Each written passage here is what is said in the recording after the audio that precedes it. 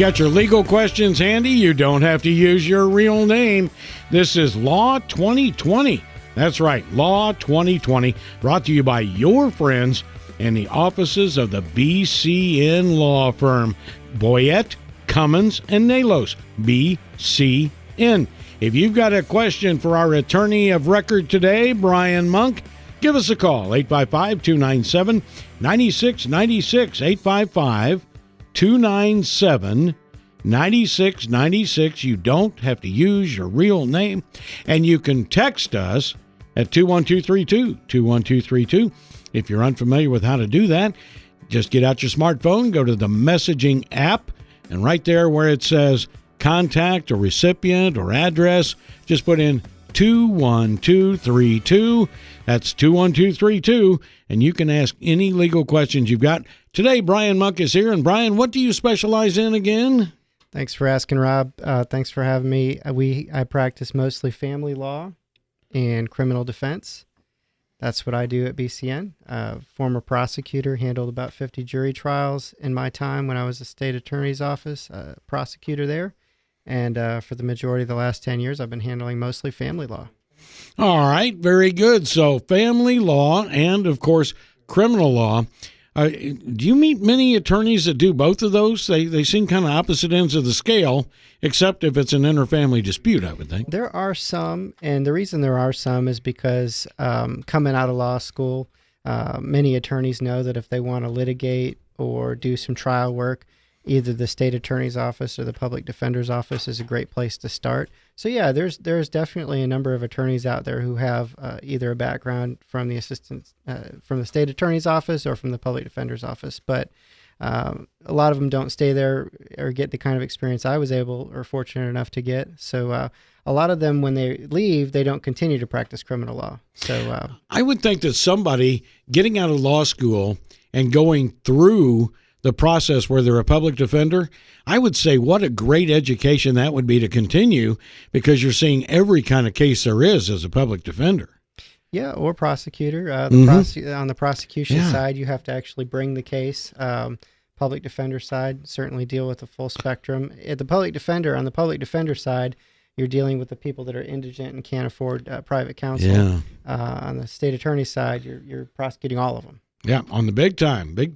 And I'm sure you make a million contacts when you're on the prosecuting side.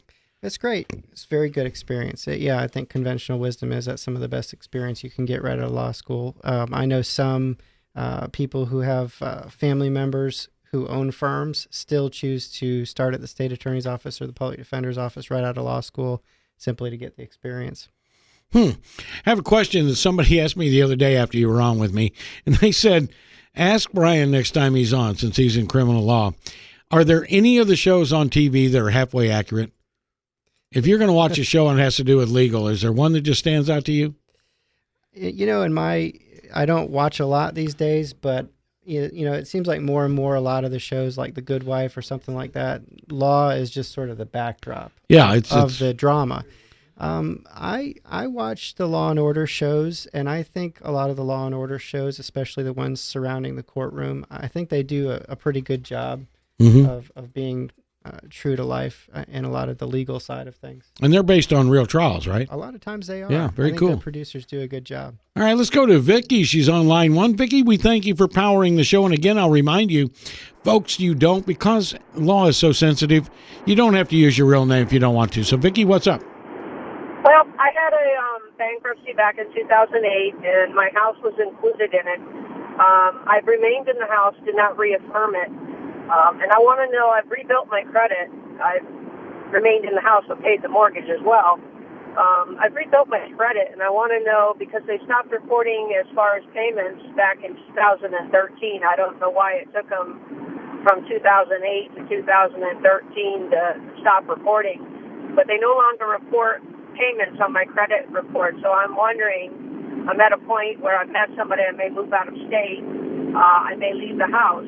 Will I get hit with a foreclosure, or should I try to talk with the bank and just tender a warranty deed or a quick claim deed to the bank rather than do a short sale or let them go to a full-blown foreclosure?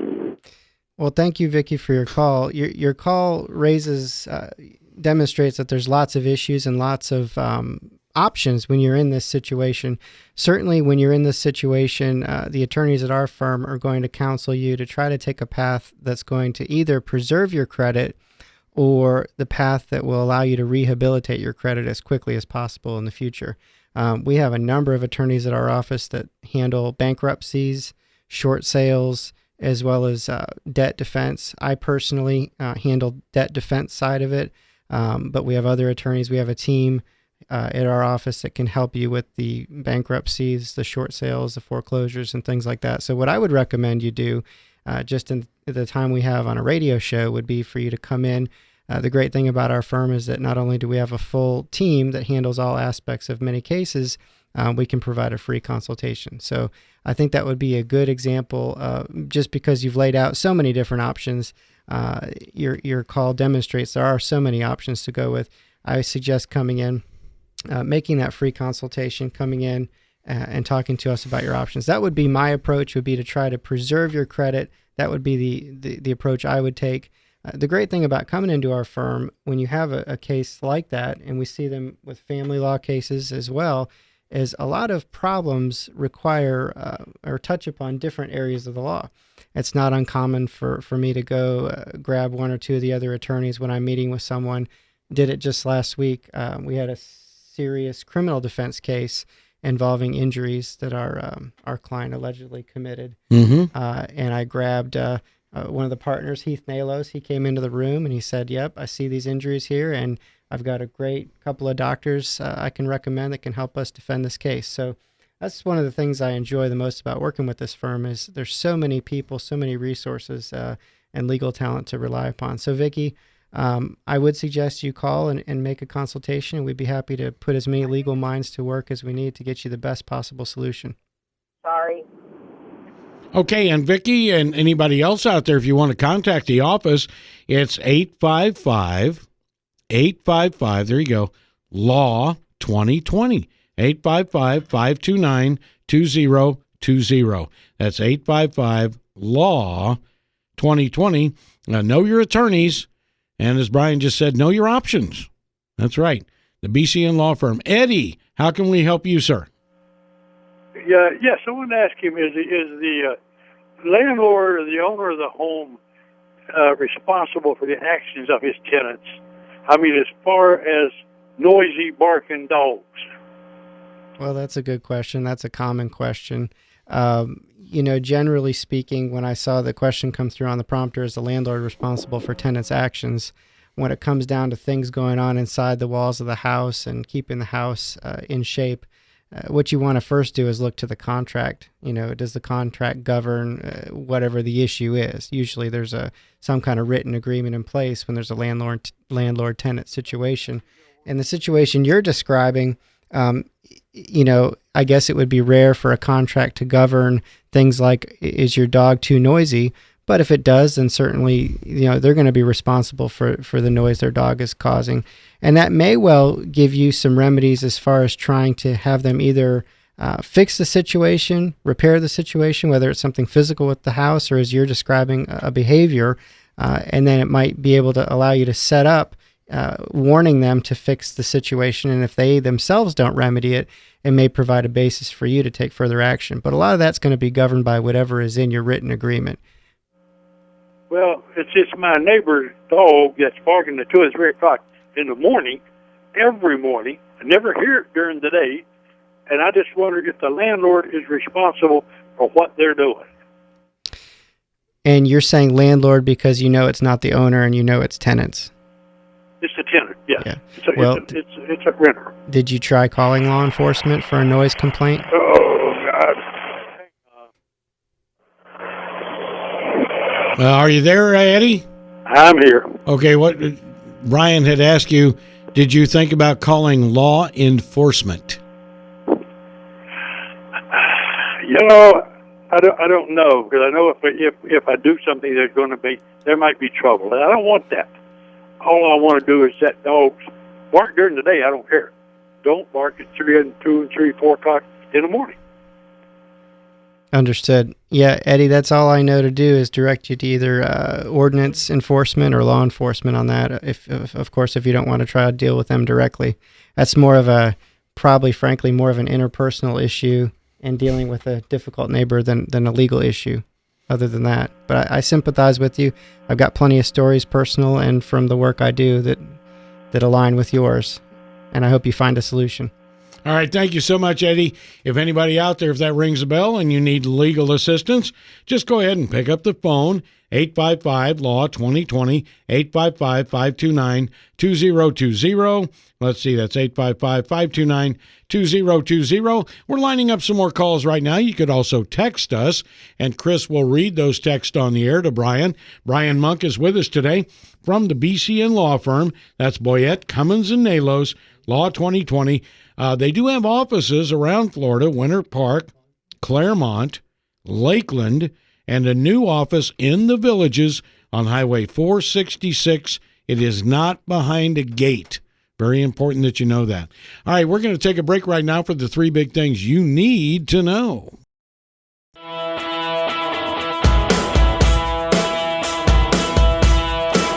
Brian Monk is with us today. This is Law 2020. Know your attorneys, know your options.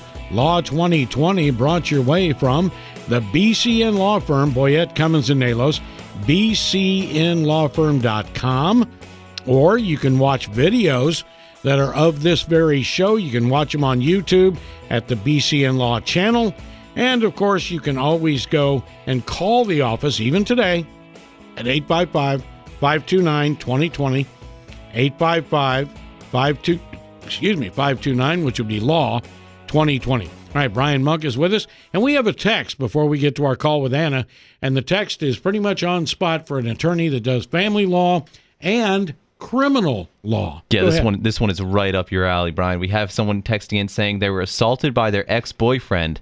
Can they sue him for medical bills, the payment of the medical bills?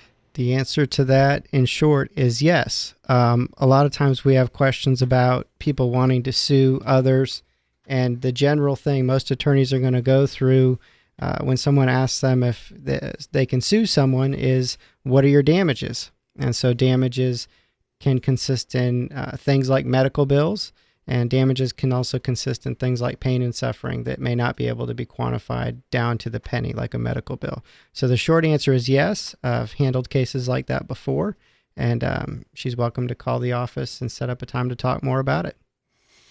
All right, very good. And again, if you would like to text Brian, you don't have to use your real name, 21232. In fact, in the texting, you don't use a name at all.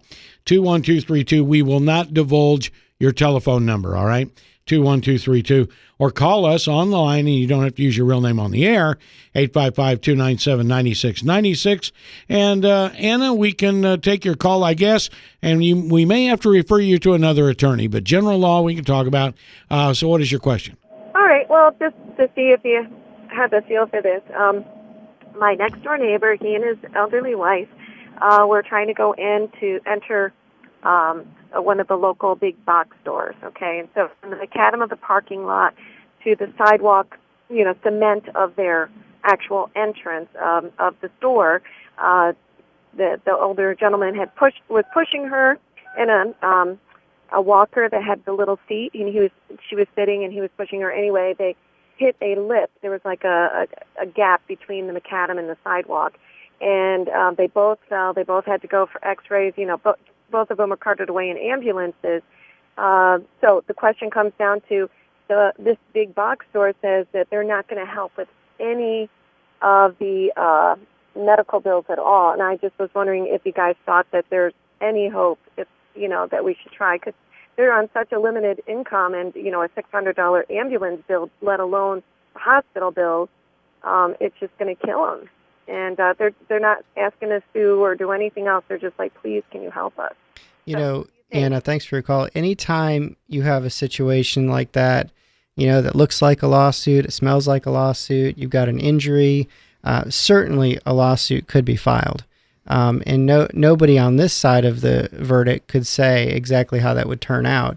In my experience with those types of cases, if you could zero in on exactly what it is that they trip tripped over or fell over. And if, the average person's going to look at that and say, yeah, that's an open and obvious problem, then you might have a pretty good case. You could have people that trip and fall and have substantial injuries, but the average person would look and see what they tripped and fell over, maybe their own 2 feet, which I'm not saying in this case is what happened, but sometimes that does happen. And Anna, I don't know if you want to describe in any more detail what it was they tripped or fell over. It was just literally like what you call it, maybe a rise in the macadam of the parking lot where you drive. Was like an inch or two shorter than the actual sidewalk where you enter the store. So when they hit, so it was almost like hitting the lip of so the wheels of the walker hit it. I see. And they actually talked to a couple of the other big guys that said, hey, for the people kind of thing.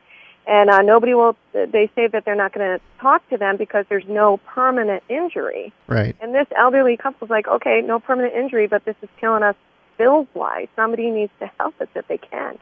And so far they feel like they're just backed up against the wall and that there's no help. Sure. Well, a lot of the bigger firms take, the high volume kind of cases that are, you hear about it, and certainly there's something there with fairly little effort. Not to say they put in little effort, but it's very obvious there's something to collect. And then, exactly. But there's a whole bunch of other attorneys out there, many attorneys out there that would be willing to take a look at the case. And certainly our firm would look at a case like that. A lot of firms would. Good. That's what I wanted to know. Great. Sure. Excellent. So then we'll give you guys a call then on tomorrow. Yep, that sounds good. Excellent. Well, thanks for your referral. That's awesome. Well, good luck with that. Sorry for the unfortunate situation, and hope they can get the help they need. If you want to call, you can do that first thing in the morning if you'd like, Anna, at 855-LAW-2020, 855-529-2020, 855-529-2020. And we're down to just about 20 or 30 seconds before we go to news, traffic, and weather. Let me remind you, offices in Winter Park, Claremont, Lakeland, and the Villages. There you go, BCN Law Firm and bcnlawfirm.com. We'll be back.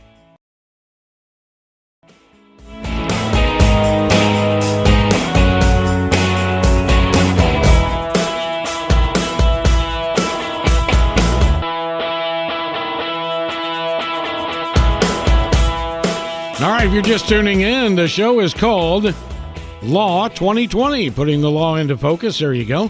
Know your attorneys, know your options. 855-LAW-2020, 855-529-2020. We're taking your calls right now at 855-297-9696, 855-297-9696. Text us at 21232, 21232. Last time you were on here, Brian, I was asking you about, in family law situations, we have a new law that people of the same sex can get married. And perhaps they've been cohabitating for years. So once they make that decision to enter into the legal part of a marriage, do they need to see an attorney and look at all the things that enter into that? Well, they're now in the same position legally that anyone else who is getting married before is in, which is, there's advantages to taking a look at a prenuptial agreement. So a prenuptial agreement is a contract or an agreement that governs what can happen upon a divorce. But a lot of people don't know there's also the possibility for a postnuptial agreement. So if people are already married, want to stay married, just for whatever reason circumstances have changed or they've decided this is some paperwork they'd like to get in order, they can get a postnuptial agreement put in place. And then finally there's a marital settlement agreement, or the kind of contracts people put into place when they're contemplating a divorce. So certainly, yes, whether or not it's based on a change in the law or just maybe you're out there and didn't realize you could get a postnuptial agreement if you're already married. Anybody thinking they might need to safeguard or clearly define their legal rights and responsibilities once they're already married can talk to an attorney about a postnuptial agreement too. So I think that's a good idea.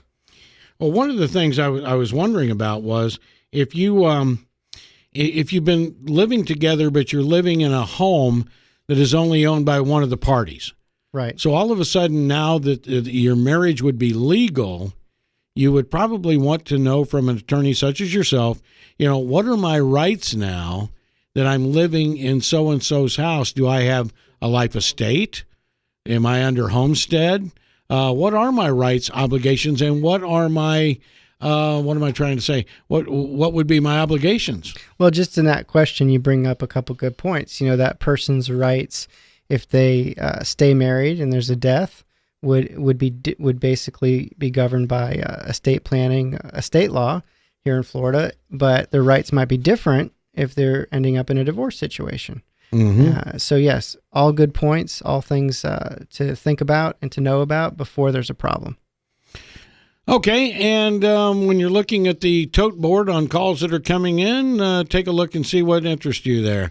All right, we're going to take a Joe on the line. Joe, how can we help you? Yes, sir. In family court. My wife took me to family court for more support. We never filed for a divorce or anything, but I was just supporting her off my own. And she left 3 times on her own. That was her decision to just leave me alone and move on with her life. But instead, she's taking me to court for more money. And we don't have a divorce proceeding.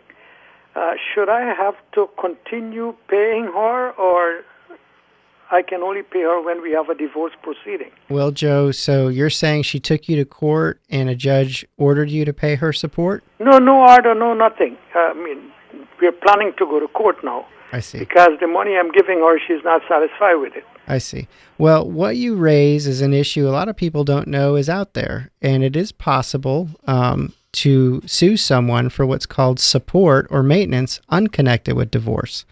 For whatever reason, a person may want to do that, sometimes in situations where they're trying to save the relationship, but they still need money.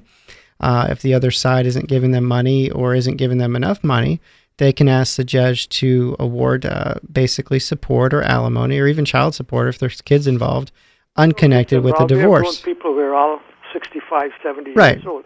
Now, go ahead, Joe. She walked out of the marriage. She would leave the house. She leave me alone. And she's gone. She did that 3 times. I go beg her to come back, and she did it again. Well, Joe, the most common thing that the person who is served with a support unconnected with divorce lawsuit will respond with, and they should respond, is in fact a counter petition for divorce. So a lot of times someone will, ask the court, look, I need some support here. And the person in your shoes, if they can't salvage the relationship, will say, well, you may want support, but I want a divorce. So yes, if you actually want a divorce, you have to ask the court for a divorce.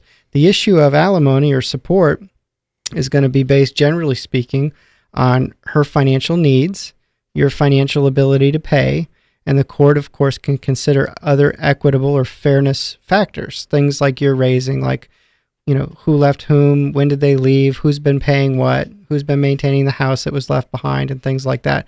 Those are all things that you would want help with an attorney to explore maybe what your financial exposure would be, as well as what your defense might be. A lot of times, unfortunately, people go into court without an attorney, and the reality is the outcome is a lot different than when they have an attorney. I'm not saying 100% of the time, but very often that's the case. And then people get an undesirable outcome, and then they seek an attorney.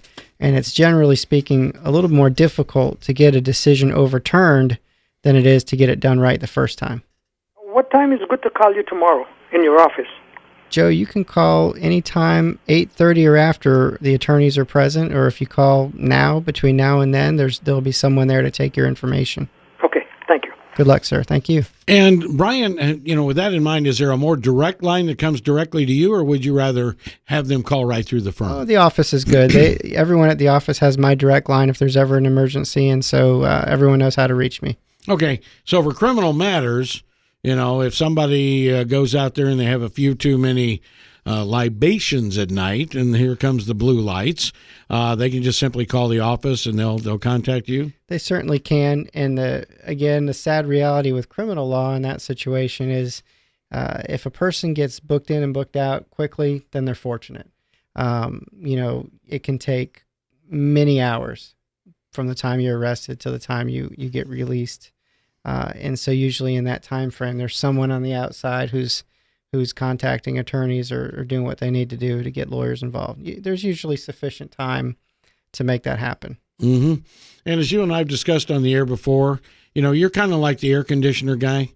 A lot of times crime doesn't happen between 8:30 and 5. So that's right. So you're the guy that gets the call in the middle of the night. So, kudos to you, man.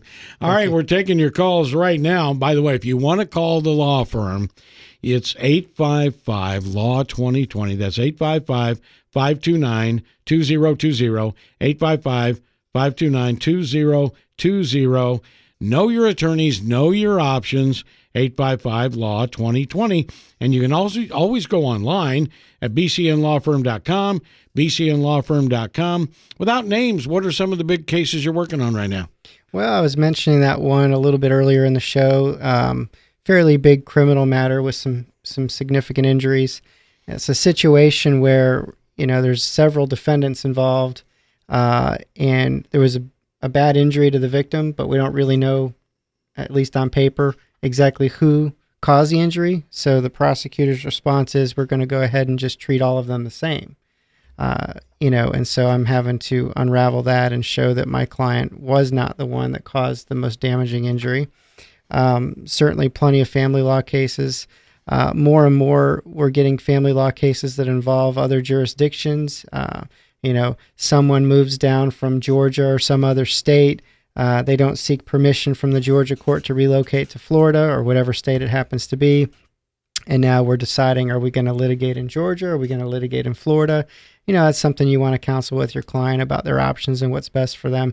The sad reality in that situation when you have multi-jurisdiction issues is, if you want a better result, usually these clients end up having to pay an attorney in each place, Ooh. Yeah. Wow. All right. Defending one thing in that state and one thing here. Had some issues with Puerto Rico, people absconding from Puerto Rico into Florida, having to deal with the system there and coordinate with the attorneys and judges down there. So I'd say some serious criminal issues have been on my plate, some multi-jurisdictional family law issues, some appellate work. I do appeals as well. I think a good family law attorney is one that can see your case all the way through appeal as well, handling some of those as well. All right. So if any of those ring a bell with you, you don't have to use your real name. You can jump on board. We still got time for you at 855-297-9696, 855-297-9696. Text us at 21232, 21232. First thing in the morning, make sure that you're listening to News 96.5. Catch up with all the news from the weekend. Get everything in perspective. What's happening on Monday as far as your weather and traffic and all that on Orlando's only All News Morning Show. And it's right here on News 96.5.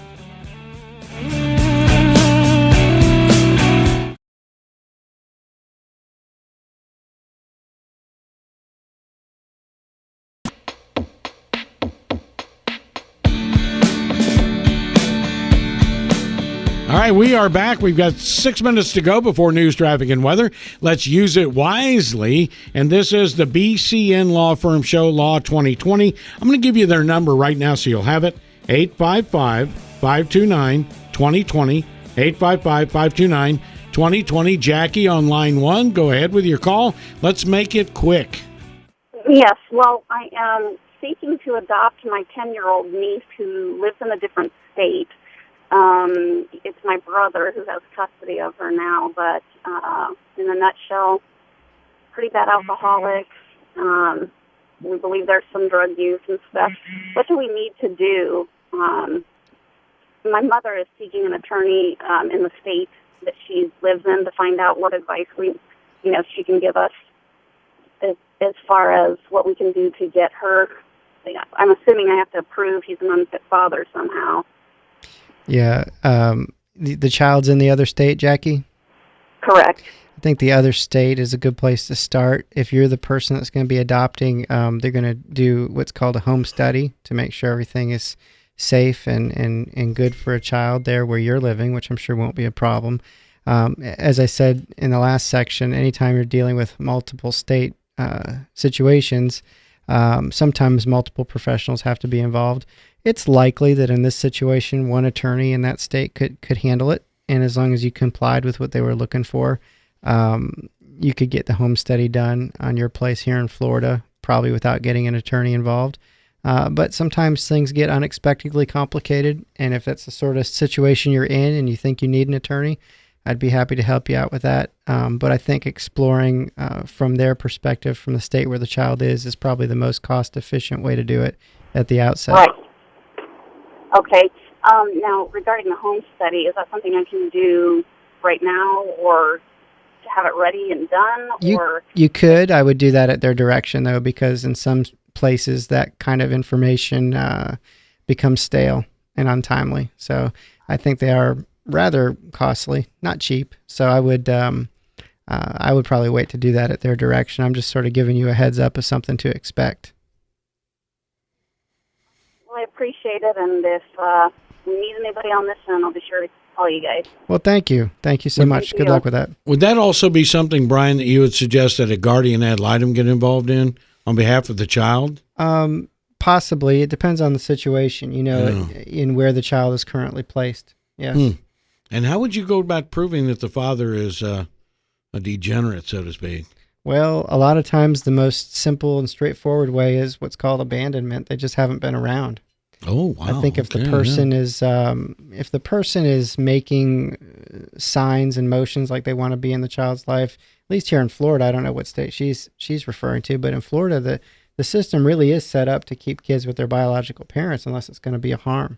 Mm-hmm. So. All right, let's go to Maddie over in Gainesville. And Maddie, we've got about 3.5 minutes to spend together. So what do you got? Hi, good morning. Hello there. I got divorced in Atlanta 5 years ago, and the judge granted me the house, child support, insurance for the kid, and backed up rent that my ex-husband owed me. 5 years later, I find out that the transfer of the home, the quick claim deed, is done incorrect. There wasn't a witness on it. In addition, I see a signature, which is supposed to be my signature. I didn't sign that. So I'm being told by attorneys that it's incorrect, and my ex-husband refuses to go and fix it to sign the house over to me correctly. In addition, he never did pay child support, the insurance, backed up rent. I moved to Florida, so I never went back. Can he be held in contempt of court for all of the above? Certainly contempt is when you're saying, look, you were ordered to do this and you didn't do it. So I would say yes. First thing I would say is I don't have a license in Georgia, don't practice up there, but Georgia is one of the places I work with frequently. I've got a name I can give you for up in Georgia to deal with that. But certainly, yeah, if it were in Florida, I would file something along the lines of a motion for enforcement and contempt. Because really what you want more than anything is for the order to be enforced. You want him to do what he's supposed to do.